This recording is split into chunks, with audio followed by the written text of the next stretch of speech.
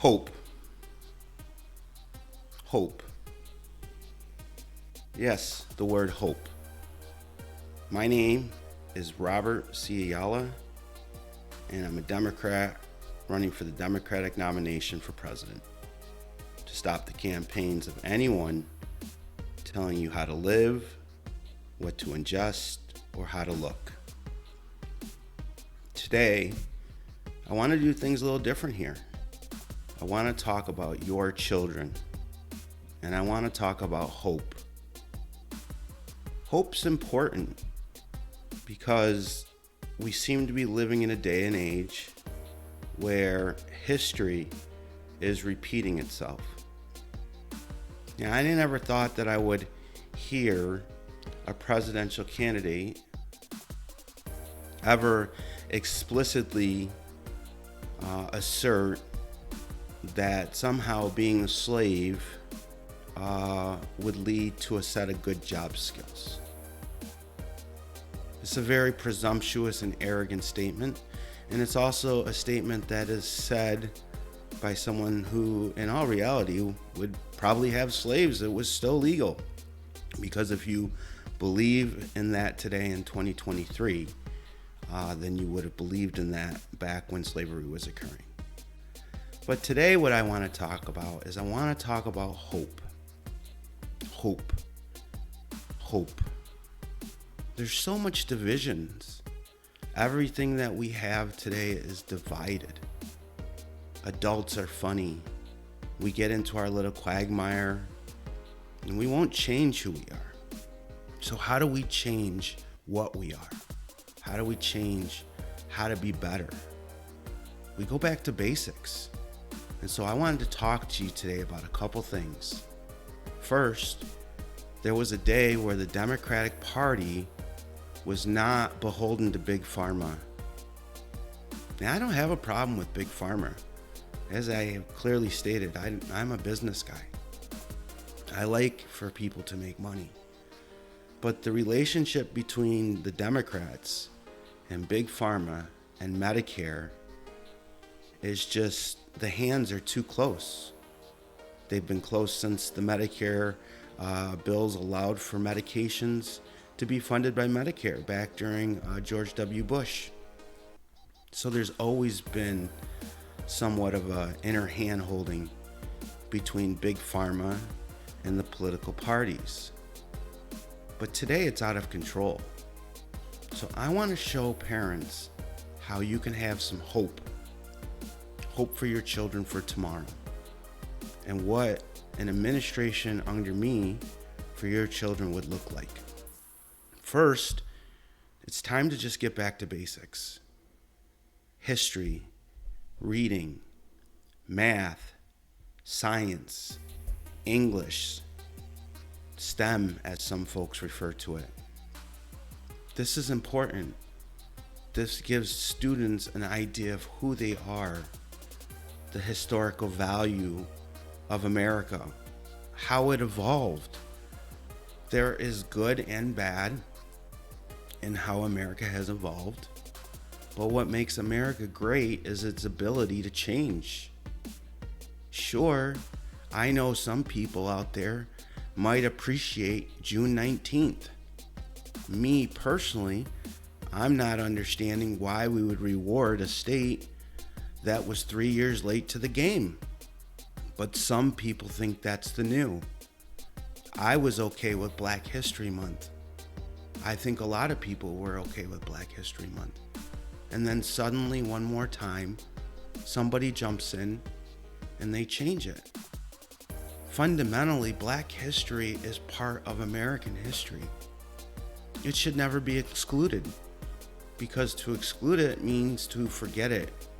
And to forget it means that candidates can go out there and say it was good to be a slave. So, I also think that if you demand higher education from a teacher, then you should let them teach.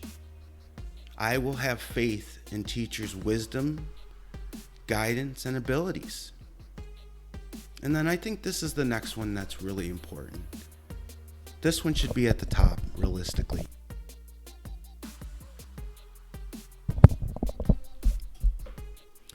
All funding needs to be cut until all schools empower a program of hope. Yes, empower a program of hope consisting of available programs consisting of 4 or more of the trades and or applied science fields, and ambulatory care, emergency medical technicians, HVAC, carpentry, cement, pottery, home economics, beauticians, film and media, phlebotomy, IT including networks, or any similar applied program leading the students to a viable means to support oneself as an adult. We have to start arming our children. We need to stop with this idea that other countries who really have nothing but hope and a vision to get here, to work hard, to get what we have so freely. But our system has been perverted today. And we need to get back to those programs and services that allow our children to be the next generation. It's going to be a funny world if everything America needs from a security parameter has to be outsourced to all of our enemies. The other thing that I think is important when we talk about big pharma and schools is, the persistent belief in ADD and Ritalin and all these medications, which have their place. I'm not going to change everyone's thinking on this. But we need to go back to the presidential fitness program. And I'm just going to bring back a little bit of something to you folks. It's been a program that's been here for a long time. And it was actually, I have one of the grades, I got my presidential fitness, and it was a series of these tests. So please go and look at it. But it was part of a health mandate. And the funny thing is when Bill Clinton took office, for the first time, he changed the program from being physically fit to promoting materials that engaged all children, not just to those that rose to their specific fitness tests. And the reality is this doesn't really make sense, because one of the good things about the program is you got this little patch if you were physically fit. And so in my administration, what I would do is I would bring this back to grade 6, because what it does is it not only its initial inception of the program was to keep the country prepared for military fitness. Okay, so from 1950, which is right after the conclusion of World War II. And I know we don't talk about that a lot, but anyone who's watching what's going on in Russia and Ukraine, that's just a test for you, okay? So it was never militarized in any of the schools. It was just the physical test aspects were based on the readiness of humans, us Americans, being ready to be able to go and fight if the time was necessary. Of course, the draft has been outlawed, but the test has been there for the last 70 years until Clinton and Obama really eroded the aspect and the underlying aspect of the program. And so every year, all the school districts, they get together throughout their gym program, and they have these series of physical fitness tests based on second, third, fourth, fifth.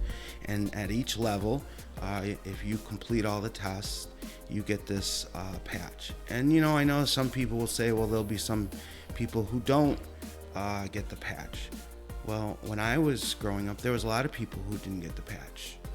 There's a lot of times where there are winners and losers, and we need to stop ostracizing losing as being the end all of everything. Losing sometimes makes people stronger. So one more vision of hope that I would like to give parents is that gym will be restored in elementary schools to grade 6, and all schools will participate in the presidential fitness program, and money will be awarded based on the district, which means that it would be an advantage for the district as a whole to share facilities so that all schools could have all their students participate. And based on that participation, then the money would be able to be divided equally based upon how many students within each school were able to achieve the patch. And there has to be something. So there'd be a baseline of funding, but then there would be, this is extra for the top schools with the top performers. But everybody would be included in the monetization of the program, because being physically fit from kindergarten to 6th grade helps parents and children when they're 50, 60, 70, and 80. Again, we need to not be mad at Big Pharma, and yes, we need to negotiate with Big Pharma on Medicare, but we need to just return to a way where, if you look at the Chinese country as a whole, they're all pretty physically fit. If you look at a lot of other countries, and some folks will say, well, that's second world countries and third world countries, but if you look, a lot of countries, they're physically fit. When you're physically fit, you do not have to take as many medications to remain alive. So being physically fit is actually an incentive and should be a policy goal of the government. So finally, one more vision of hopes. All programs related to subjective social policies, and subjective means that I have friends that are Sikh, and not everybody's Sikh. I have folks that are Muslim, and not everybody's a Muslim. I have folks that are Christian, and not everybody's a Christian. We have folks that are saint worshipers, and some people aren't saint worshipers. Everyone has a different belief structure relative to how they were raised and the environment they come with. And the government should not be in the space of dictating what people's social events and social views are in life. And so under my administration, all these programs will be elective in nature and non-funding eligible per DOE rule set. Okay, that means any programs related to people's social, culture, and people's inherent beliefs will no longer be a basis of learning in a constitutional republic. And social and culture is not relative to history. During the period of, we won't say when I believe the state of Massachusetts believed folks were witches, that is a period of history. That history was brought forth by whatever the views, religious or social norms of that period were. So then it would be wise to study it.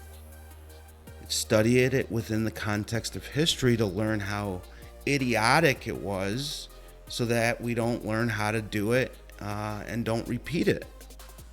So when you have everything just in your history, your reading, your math, your science, and your English, that alone is enough to take up a whole day, many days.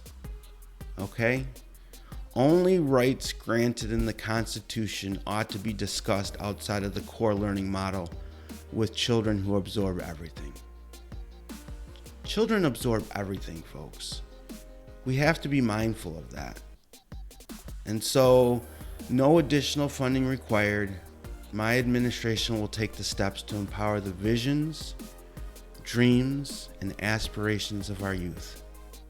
We can provide them with hope, and I ask no less. If you're tired of all this division, if you just want to get back to basics, please help me, help us. Joe Biden is not going to win the presidency again. It doesn't matter how many other people come out and attempt to put charges on Donald J. Trump. And if you're successful at taking Trump out of the equation and the Republicans elect somebody 20 years younger, then there is no hope for Democrats. There is only hope for Democrats with a full primary, with lots of candidates and lots of ideas. 3 tiers, just like the Republicans. Because actually that is a more scary thought, that Donald J. Trump actually doesn't make it as the nominee.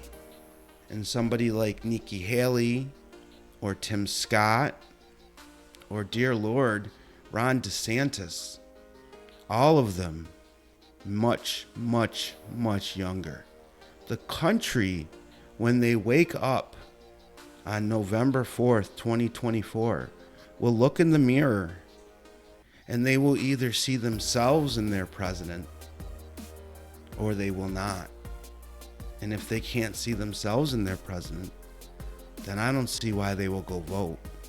If the choice is Joe Biden versus anyone, I think we all know that the majority of the country, the fuel prices in the country, the food prices in this country, the economics of green energy in this country, they will all succumb to anyone but Joe. I want to give hope to Democrats. Hope is putting forward plans and ideas that bring the country together as a whole. You first. Let's make America free again. I'm Robert C. Ayala. Thank you for your time, and I hope you guys have a great week.